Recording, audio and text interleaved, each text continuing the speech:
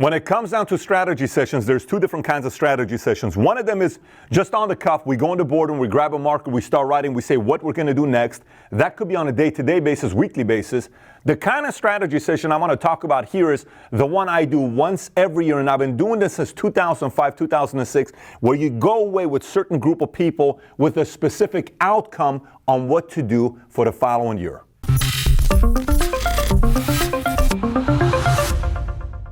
You know, so many people want to wing themselves into an incredible year, and all of a sudden, my gosh, this thing's going to start working out for me, and it doesn't. The reason why I'm sharing this with you is because you're talking to a master winger. I used to wing everything about my business until 2005, 2006. I decided every single year during December, I'm going to get away, and I called it Mastermind Alliance. This is a strategy session, a retreat, where we get together with our core leaders. This becomes my entire emphasis of leadership development, casting my next innovative campaign, uniting the entire team together, getting a kind of a pulse on where everybody's at. I get to look at their eyeballs together.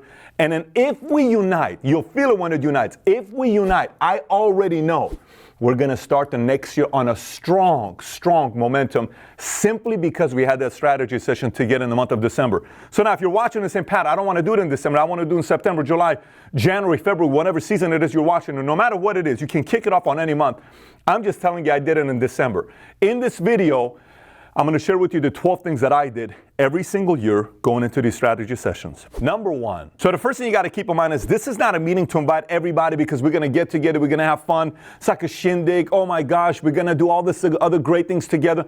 This is a very serious meeting for me with a sprinkle of fun because everybody needs to have a little bit of fun for their mind to be opened up so they're willing to take things from you. But I don't invite everybody. The people that get invited to this meeting are leaders.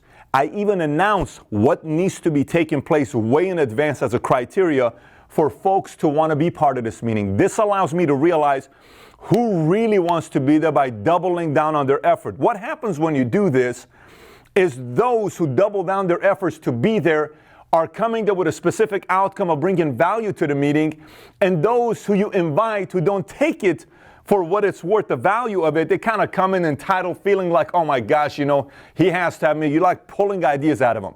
I like to have some kind of a fight of people wanting to get into the strategy session, especially the ones that I do once a year. Number two. So here's the next thing that I do. Everybody that comes, you have an assignment. Here's what the assignment could be.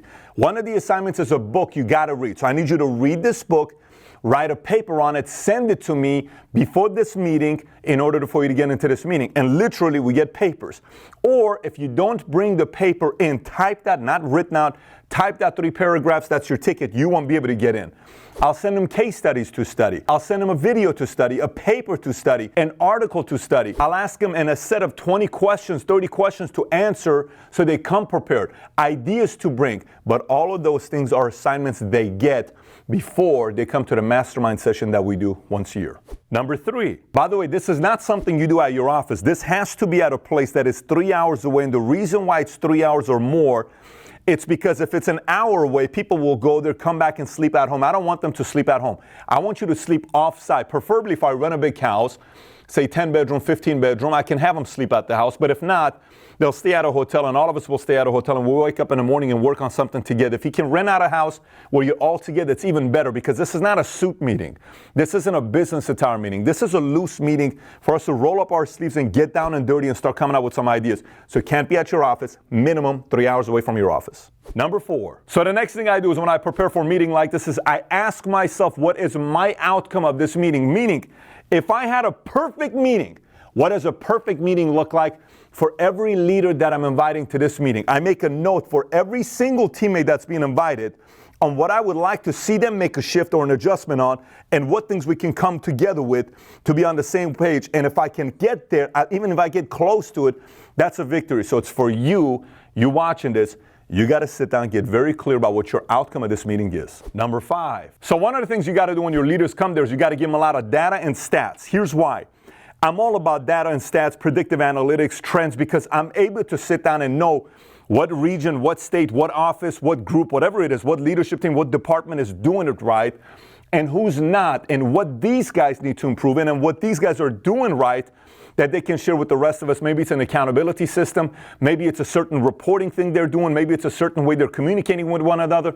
But whatever it is, I love data, stats, to be able to study our next trends. Based on what we're looking at here, we are projected to have this kind of a year next year. Number 6, simplicity is key with meetings like this. And the one word that I've been talking about for years, every time I do these meetings, is the word re. Let me explain what I mean by re. Everything to me is re. Re-engage, rekindle, re-remind, re-energize, resell the vision, everything is re. Now you may say, but Pat, I've been doing that for the last 12 months. I've been doing that for the last 5 years. Re never gets old. Every single year, John would get with his players and he would say, this is how you put your socks on. Lombardi would say, this is a football, the basics, the fundamentals, the reminders, what we stand for as a company, what the vision is, what we're going after, where we're going to be one day, 5, 10 years from now. That sets the mood at the beginning. Then here's what we got to improve. Number 7. So remember this, nobody knows your business, your company, your organization, whatever team you're leading better than you. Nobody does. So you know the flaws, you know your flaws, you know certain conflicts, you know certain things that are not aligned together. So sometimes it makes sense to bring an outside consultant, an outside author. You pay him $5,000, $3,000, $10,000, $20,000, whatever it is, for them to come and speak for an hour. Maybe you address a certain topic that is a part of your outcome. We're having conflicts. Well, how do we address conflicts together? We don't like accountability. Why is accountability so important, right? And they'll address those issues.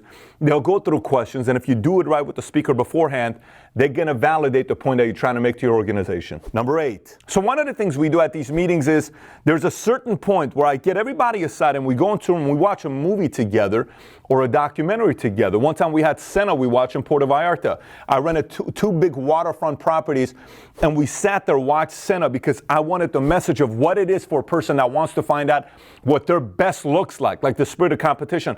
Another time I had the team come together and we watched a documentary about Sting, the singer, how 9/11 happened and he wanted to perform with a bunch of musicians at his house and how they addressed this conflict together. He was heartbroken, he's crying.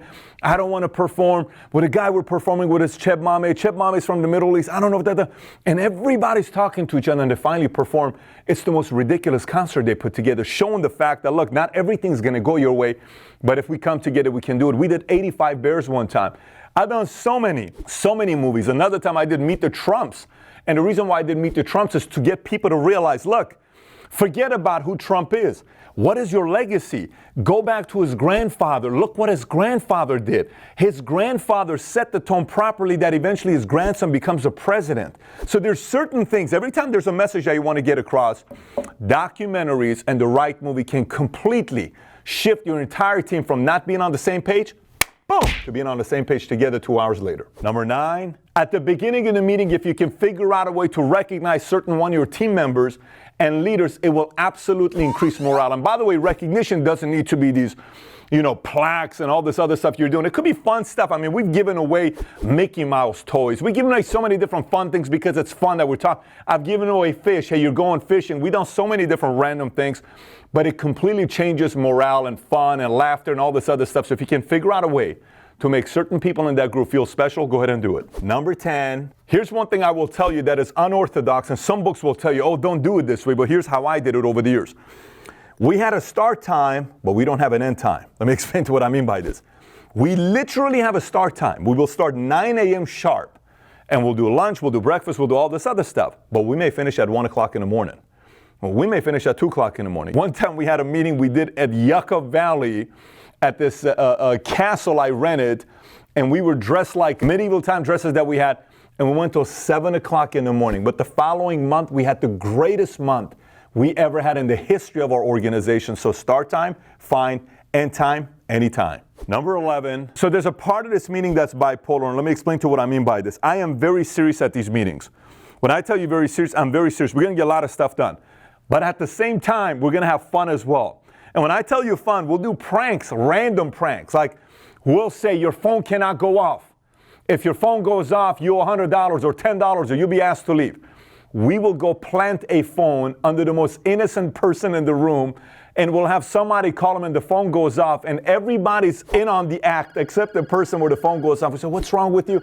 I'm telling you my phone's not going off, and we'll make that a footage and we'll have some fun with this. So you got to add some kind of an element of fun and pranks to it, because again, a group energy goes up. They're going to come back and remember those specific moments and the fun times we had, and they're going to want to go to the next one you do again, whatever that following year may be. And number 12, remember how earlier I told you got to have a clear set of outcomes, the purpose of this meeting that you're holding for this time here? Remember that one? The same way you got to have a clear outcome coming in, you got to have a very specific call to action leaving the meeting. It could be unify. Here's what we're doing. We're on the same page. These are the 6 things we're going to be focused on.